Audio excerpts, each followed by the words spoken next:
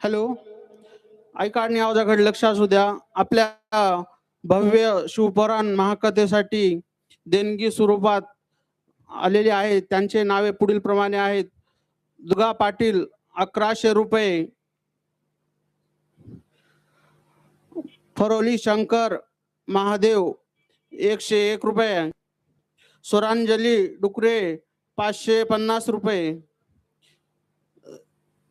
दीपक सोनवणे 4200 रुपये, रावसाहेब अशोक गिदाने 2100 रुपये, किरण गोविंद गुळवे 1100 रुपये. Hello hello hello hello hello hello. आणि आजच्या आरतीचे यजमान श्री साईनाथ तात्या गिदाने, श्री रमेश आबा गिदाने, श्री रमेश आबा Kshirsagar, Shri Vijay Bhau Gaikwad, Shri Mahadev Patil Kshirsagar, Shri Sandeep Godture, Shri Vikas More, Shri Rahul Sheth Jaiswal, Patil Narode, Shri Mahesh Baheti, Akshay mobile shop, Shri Krishna crane, Shri Jana Patil टेके, श्री बाबासाहेब देसाई, श्री दीपक पाडळकर, श्री अशोक पाटील कोल्हे, श्री रामदास पाटील गिदाने यांनी आरती समोर यावे.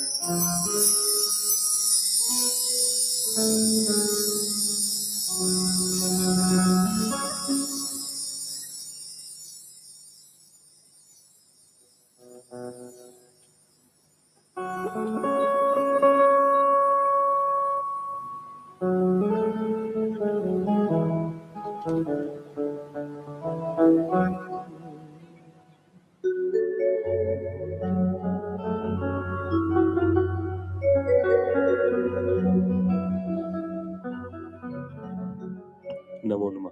ओम ओम ओम नमो नमः. ओम नमो नमः. ओम. ठीक, छान. Hello hello hello hello hello hello.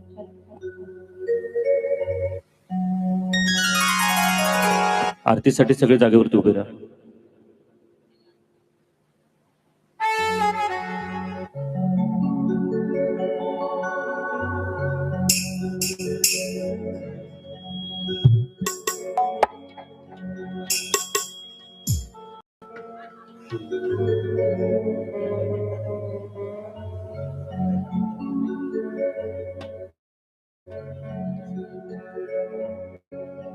मंगलम भगवान शंभो,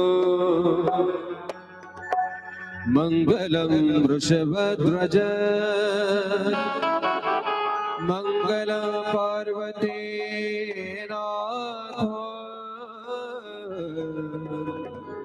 मंगलायतनो हर.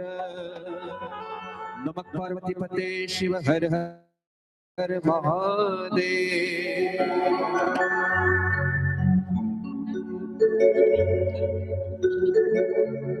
मन में बसा तेरी मूर्ति, उतारो में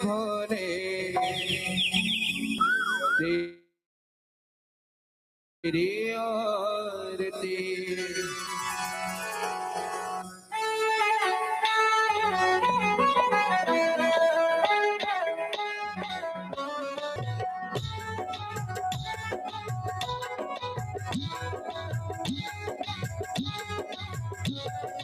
मन में बसा कर तेरी मूर्ति मन में बसा कर तेरी मूर्ति उतारो मैं भोले तेरी आरती उतारो मैं शिव जी तेरी आरती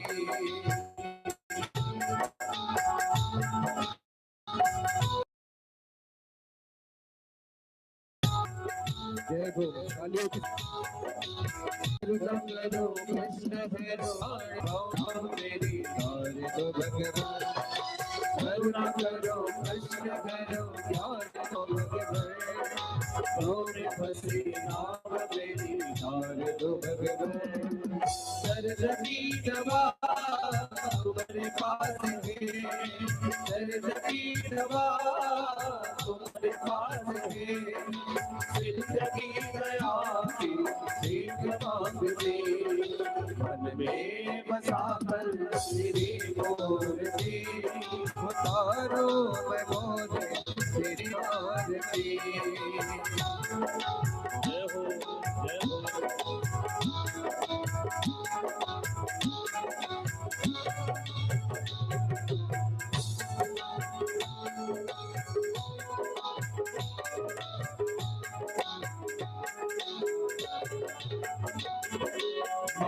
तुझसे क्या मैं यही सोचो भगवान जिंदगी जब तेरे नाम कर दी आग तुझसे क्या मैं यही सोचो भगवान जिंदगी जब तेरे नाम कर दी सब कुछ तेरा कुछ नहीं मेरा सब कुछ तेरा कुछ नहीं मेरा मिलता है तुझको संसार में बता कर तेरी मूर्ति उतारो मैं बोले तेरी आरती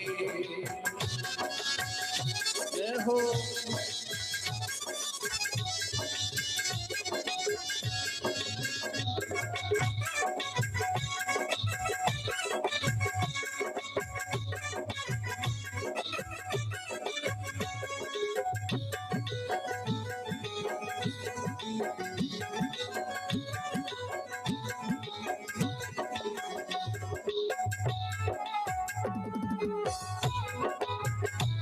बोले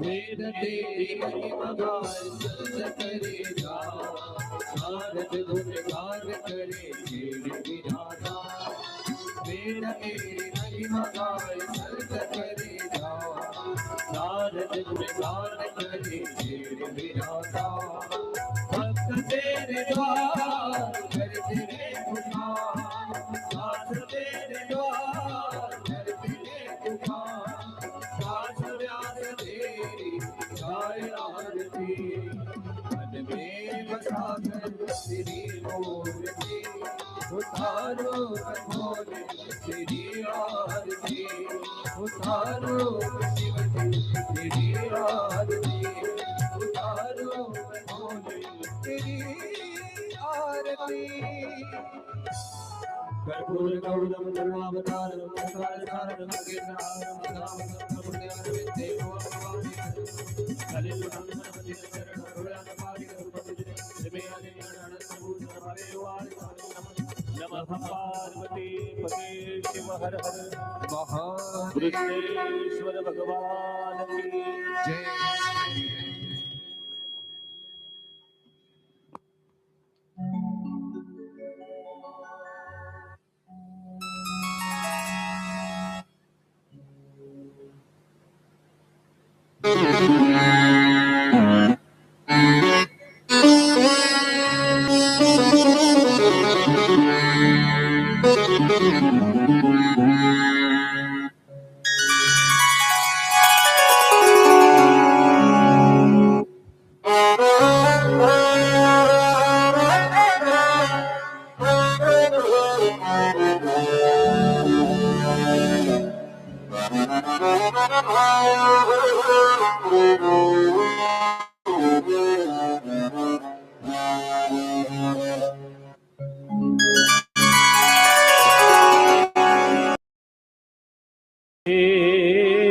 एकदन्तम् रक्ताम्बरोत्रे नयनौ परमौ पवित्रम् ओददाकरौ निभोज्ज्वलकान्तिकान्तम् विघ्नेश्वरौ सकलं विघ्नहरं नमामि। नमस्ते शारदे देवे सरस्वती मती प्रदे वसतो मम जेवाग्रे सर्वविद्या प्रदा भव।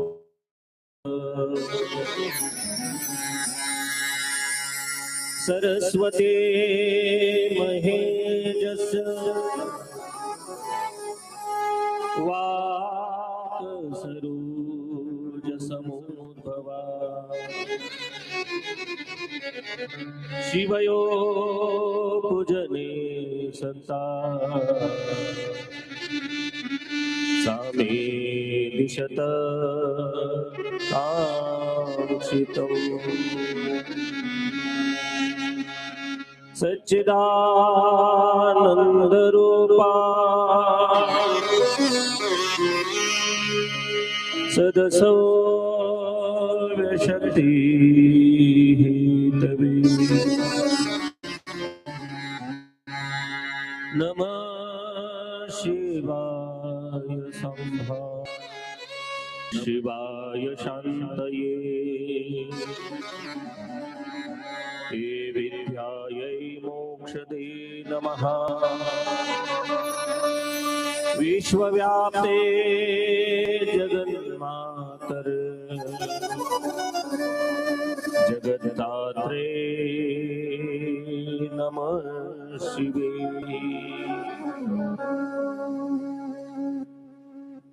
वन्दे महानन्द अनन्तलीलम् महेश्वरं सर्वविभुं महान्तम्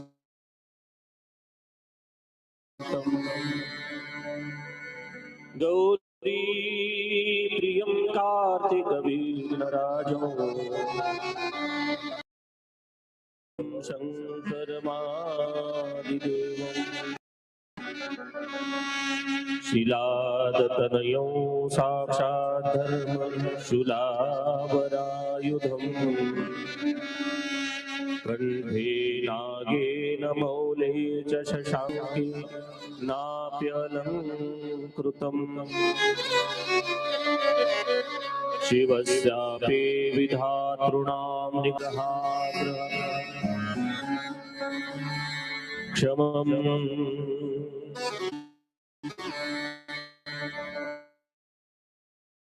परमहं भजे। नारायणं नमस्कृत्यं नरं चैव नरोत्तमं देवे सरस्वतीं व्यासं ततो जयमुदीरये।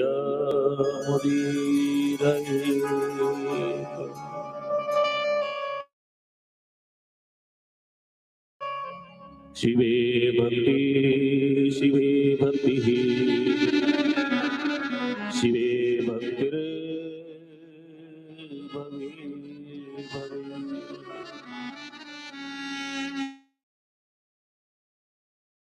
अन्यथा शरणं नास्ति त्वमेव शरणं मम त्वमेव शरणं मम नमः पार्वती पते शिव हर हर महादेव उमापति महादेव भगवान की जय बोलो रे भाई सब संतन की जय हर हर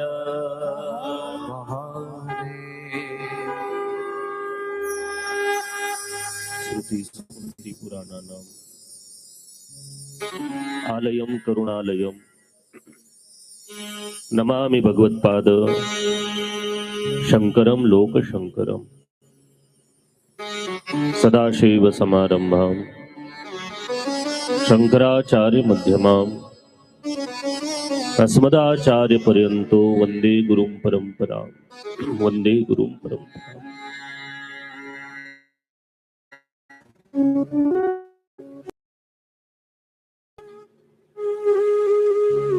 श्रीमद जगद्गुरु पंचाचार्य माऊली ज्ञानोबराय जगद्गुरु तुकोबाराय शांती परब्रह्म एकनाथ महाराज या परिसराचं वैभव द्वादश ज्योतिर्लिंग भगवान कृष्णेश्वर आदी सर्वांना नमन करून आपण सर्वजण या कथा भागीरथीच्या तटावरती विराजमान आहात। गेली 2 दिवसामध्ये भगवान शिवाचं चरित्र वर्णन करताना पवित्र अशा कथा आपण सर्वांनी श्रवण केल्या ऐकल्या। कालच्या सत्रामध्ये कथा श्रवण करत असताना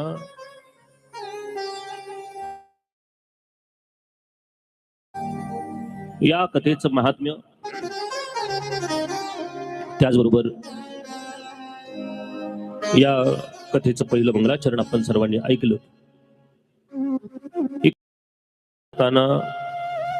लिंगोद्भवाची कथा आपण सर्वांनी श्रवण भगवान श्रीहरी आणि ब्रह्मदेवामध्ये चालू आहात की कोण श्रेष्ठ आहे कोण मोठा आहे। जो लहान होतो जो नम्र असतो तो श्रेष्ठ आहे। ज्याच्यातला अहंकार नष्ट झाला नाही ज्याच्यामध्ये नम्रता राहिली नाही त्याच्यासारखा कनिष्ठ या जगामध्ये दुसरा कोणी नाही हे आपण कालच्या सत्रातून शिकलो। ब्रह्मदेवाचा अहंकार ब्रह्मदेवाचा गर्व भगवान शंकराने क्षणामध्ये दूर केला। भैरवाच्या रूपामध्ये येऊन ब्रह्मदेवाचं 5वं शिर तोडलं। त्यावेळेला भगवान विष्णूने प्रार्थना केली की प्रभू असं करू नका। तुम्ही ब्रह्मदेवाला जन्म दिला 5 मुखाचा म्हणून ज्या वेळेला तुम्ही त्याचं 1 मुख काढून घ्याल त्यावेळेला तो चतुर्मुख होईल। हे प्रभू ब्रह्महत्येचं पातक आपल्याला लागेल असं तुम्ही करू नका। त्यावेळेला ब्रह्मदेवाने सांगितलं भोलेनाथ माझं 5वं शिर तुम्ही तोडलं तरी सुद्धा मी अत्यंत आनंदित आहे। हे कोणी दुष्टाच्या हाताने कर्म झालं असतं तर मला जन्मभर ते मनाला लागलं असतं। पण भोलेनाथ तुम्ही माझ्यावरती कृपा केली भैरवाच्या रूपाने का होईना माझ्यातला गर्व तुम्ही दूर केला माझ्यातला अहंकार तुम्ही दूर केला। हे माझ्या नाथा हे माझ्या भोलेनाथ माझ्यामध्ये असलेले दुर्गुण तुम्ही दूर केले। मला 5 मुख नसले तरी चालतील 4 मुखाचा मी राहील पण माझ्यामध्ये कधी तुम्ही तो गर्व येऊ देऊ नका। ब्रह्मदेवाला उशाप दिला की तुम्ही पूज्य व्हाल या जगतामध्ये तुम्ही श्रेष्ठ व्हाल। भगवान विष्णूला सांगितलं की जेवढे शैव असतील तेवढे वैष्णव या जगतामध्ये राहतील। 3रा उशाप पुष्पाला दिला हे पुष्प, मी तुला अपूज्य बनवलं, पण तू ज्या वेळेला स्तुती केलीस की भोलेनाथ तुम्ही दयाळू आहात, तुम्ही वात्सल्य रूप आहात, तुम्ही मात्र स्वरूप आहात, आणि ज्या वेळेला तुम्ही मला दर्शन दिलंय तर माझ्यामधले दुर्गुण कसे राहिले असतील सांगा. ज्याच्यामध्ये दुर्गुण आहे त्याला तुमचं दर्शन होत नाही. चित माझ्यातले दुर्गुण नष्ट झाले असतील म्हणून तुमचं दर्शन आज मला झालं, मग हा शाप कशामुळे प्रभू, हा शाप दूर करा. भगवान शिवाने सांगितलं, हे केतकी पुष्प,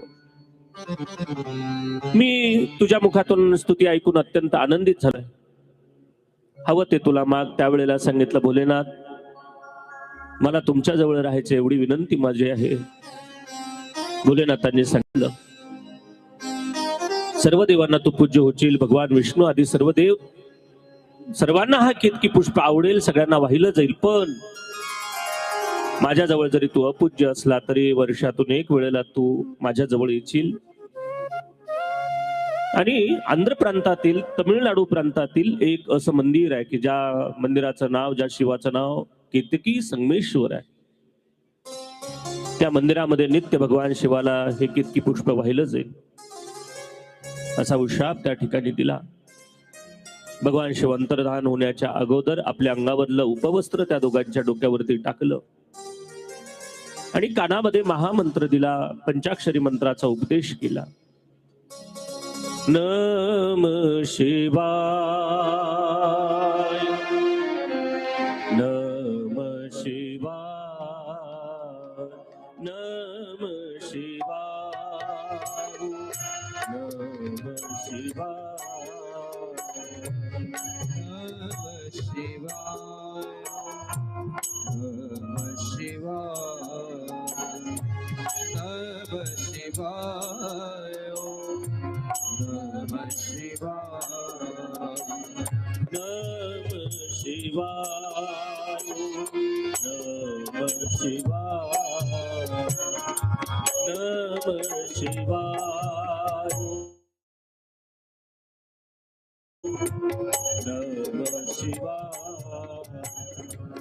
नम शिवाय.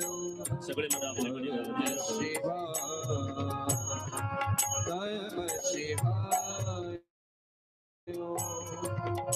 नम शिवाय, हर हर भोले, नम शिवाय,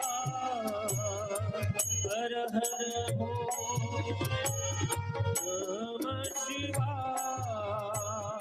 नम शिवाय,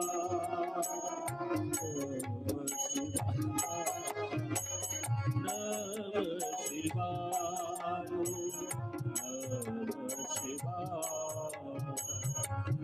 नम शिवाय, नम शिवाय.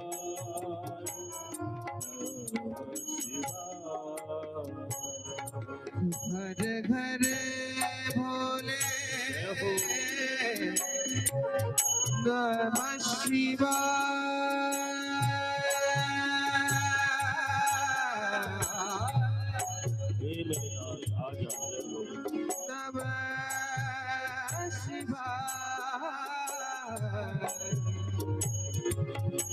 रे गरे मम गरे सा, रे गरे गम गम दम दनी, गम दनी हरि नाम, हरि नाम दनी सा. हर घर भोले, नम शिवाय.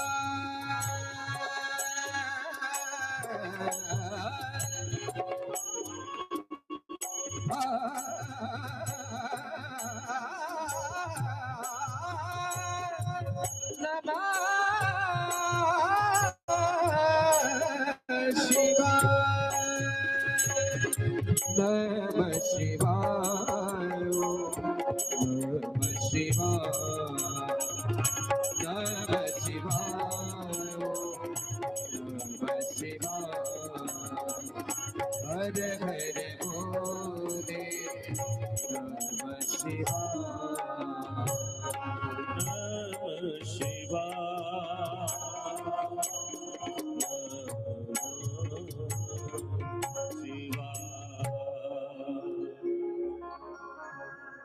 नम शिवाय नम शिवाय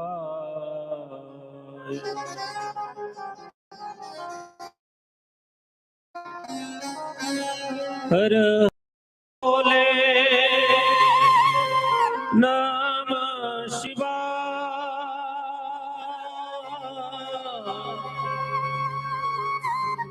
हर हर भोले नम शिवाय नम शिवाय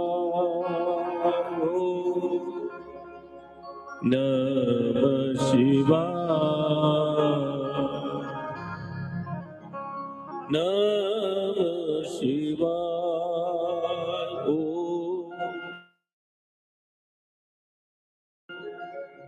नम शिवाय नम शिवाय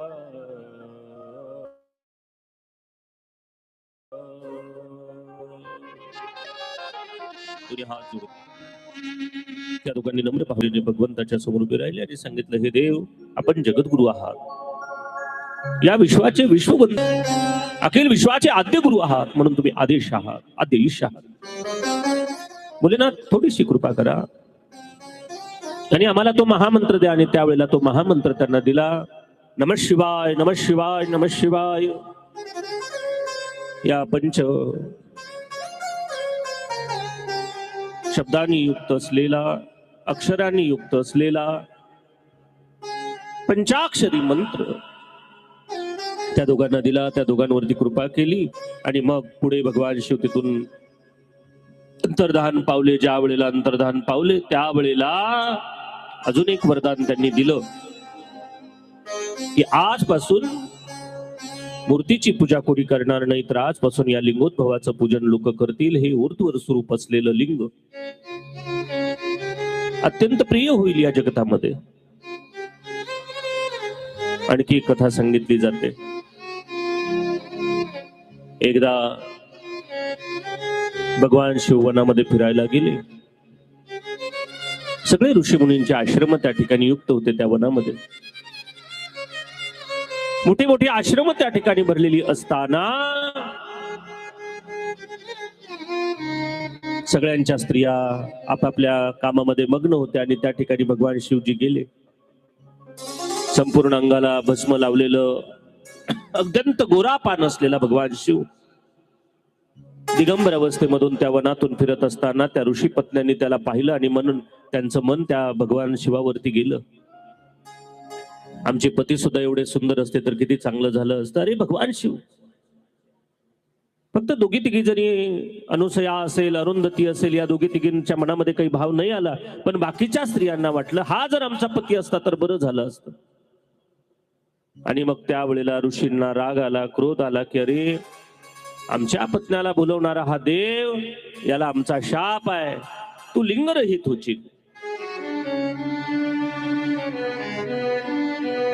आणि त्यावेळेला भगवंताचं ते अवयव जमिनीवरती पडलं. भगवान शिव तिथूनही अंतर्धान पावले. ब्रह्मा आणि भगवान विष्णू हंस आणि गरुडावरती बसून त्या अवयवाला शोधायला त्या ठिकाणी गेले असताना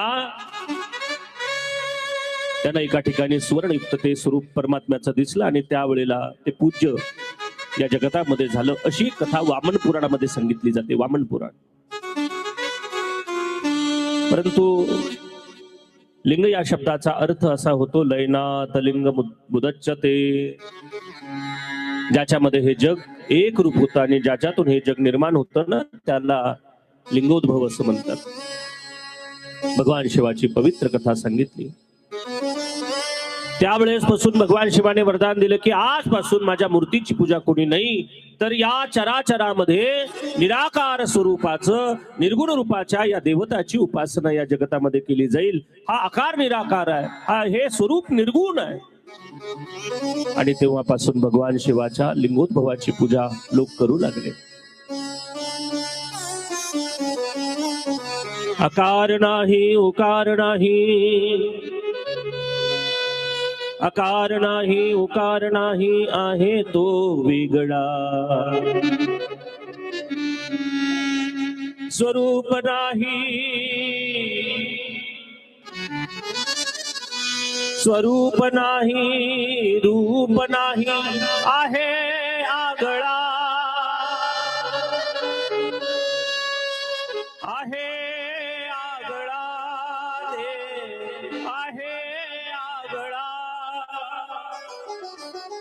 सगळ्यामध्ये आगळा असलेला हा देव. त्या लिंगोद्भवाचं वर्णन केलं. कुठल्या लिंगोद्भवाची उपासना, कुठल्या देवताची उपासना करावी ती सांगितली. महादेवाच्या कुठल्या शिवलिंगाची उपासना करावी, सगळ्यात चांगलं कुठलं लिंग आहे. शौनकाने प्रश्न केला. त्यावेळेला सुज्जी महर्षींनी सांगितलं, ज्या देवाची पूजा तुम्ही जशी कराल तसं स्वरूप तुमचं तयार होतं, रूप तुमचं तयार होतं. ज्या देवताची तुम्ही जशी उपासना कराल, कुठलाही देव असू दे, ज्या धातूचा देव बनवला त्याच्यासारखं सुद्धा रूप तयार होतं. मग म्हणे कसलं देव बनवला पाहिजे, कशाचा देव बनवला पाहिजे, तर सांगितलं सुवर्णाचा महादेव तयार करायचा, सोन्याचा. आता किती सोन्याचा करायचा, काही नाही, अर्धा पाव किलो सोन्याचा झाला तरी बस झाला. महाराज तोळा 1.5 लाखाचा झाला आता, आणि अर्धा पाव किलो आणायचं म्हणजे आधी एक तर आम्हाला तर विकावं लागेल, नाही तर घराला तर विकावं लागेल. नाही सुवर्णाचा झाला तर रजत चांदीचा बनवा, चांदीचाही नाही झाला तर कमीत कमी तांब्याचा बनवा, पितळेचा बनवा. तोही नाही झाला तर एखाद्या दगडाचा किंवा एखाद्या मातीचा, पार्थिवाचा बनवला पाहिजे. लोखंडाचा, लोहापासून तयार केलेला, शिशापासून तयार केलेला, काशापासून तयार केलेल्या महादेवाची उपासना केली नाही पाहिजे. जो वक्रशीर्ष आहे, जो आकार रहित आहे, त्या शिवलिंगाची पूजा घरामध्ये नाही करायची. अजून सांगितलं की तो खालचा आकार कसा असावा, तर त्रिकोणी, चौकोनी, गोल, वर्तुळाकार, पंचकोनी, षटकोनी, अष्टकोनी अशा खालचा तो भाग असला पाहिजे, पिठिका असली पाहिजे. आणि त्या पिठिकेवरती भव्य दिव्य अशा लिंगाचं स्थापना केली पाहिजे. ते किती असावं, घरामध्ये अस्थिर आणि मंदिरामध्ये स्थिर असलेल्या, घरामध्ये अचर, घरामध्ये चर आणि मंदिरामध्ये अचल असलेल्या लिंगोद्भवाची उपासना केली पाहिजे. करावी. मग मास सांगितले. चैत्र महिन्या, या पौष महिन्यामध्ये ऊसाचा रस, गाईचं, या ठिकाणी जर त्याची पूजा केली तर मनातली इच्छा पूर्ण होते. मार्गशीर्ष महिन्यामध्ये कमीत कमी 3 तरी दिवस सकाळी लवकर उठून महादेवाची उपासना करावी, पहाटे लवकर 3 दिवस. पण हा शुभ रे शिव का नाम करने बंदे ये शुभ काम. शुभ रे शिव का नाम करने बंदे ये शुभ काम. शुभ रे शिव का नाम, शुभ रे शिव का नाम. शिव आए तेरे का. नमः शिवाय, ओम नमः शिवाय, ओम नमः शिवाय, ओम नमः शिवाय.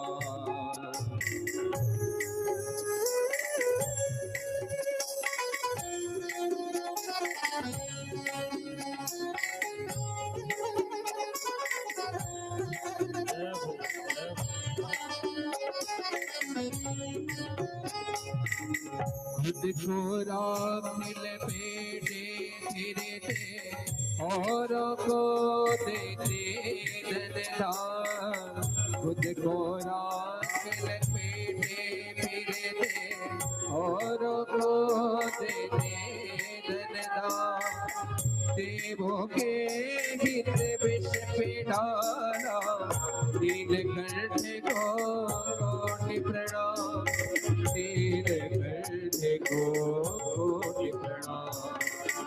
शुभ शुभ रे शिव का नाम शिव आएंगे तेरे गाँव ओम नमः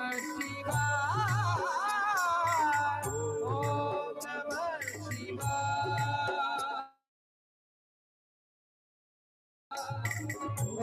ओम नमः शिवाय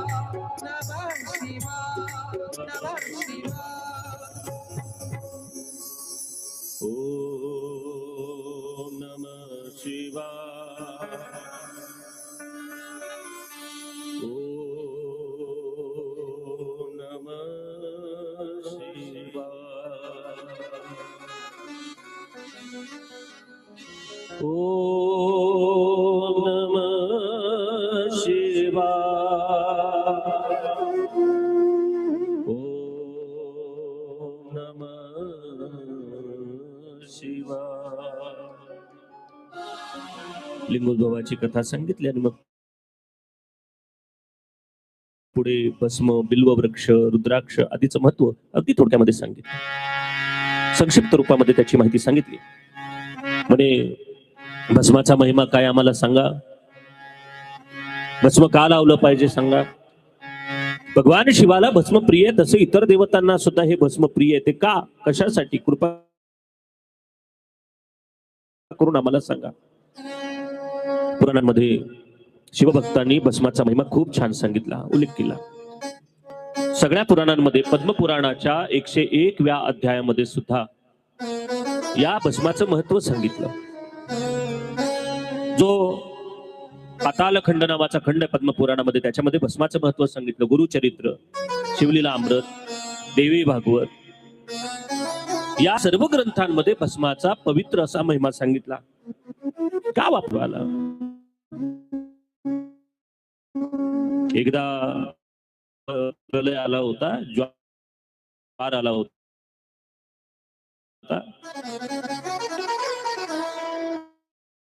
आणि त्याच्या एकदा जलपाणी झालं होतं.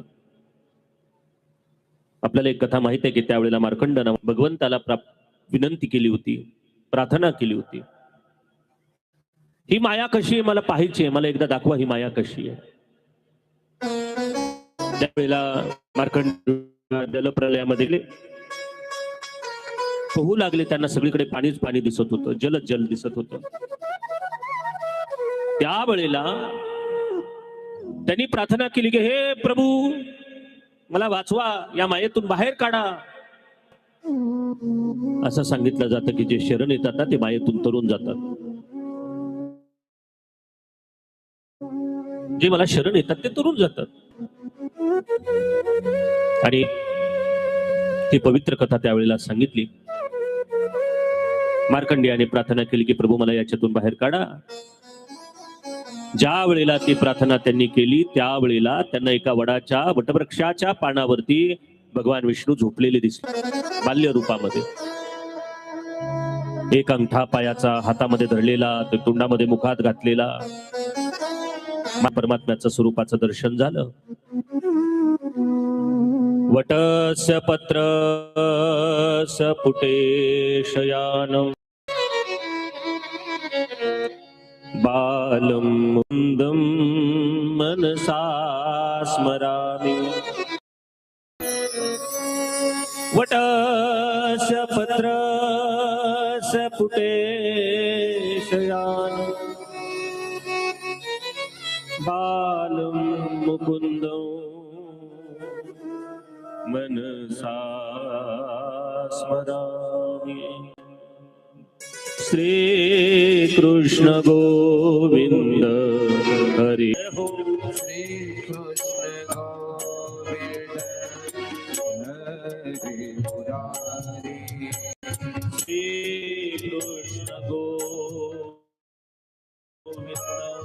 हरि मुरारी. श्री कृष्ण गोविंद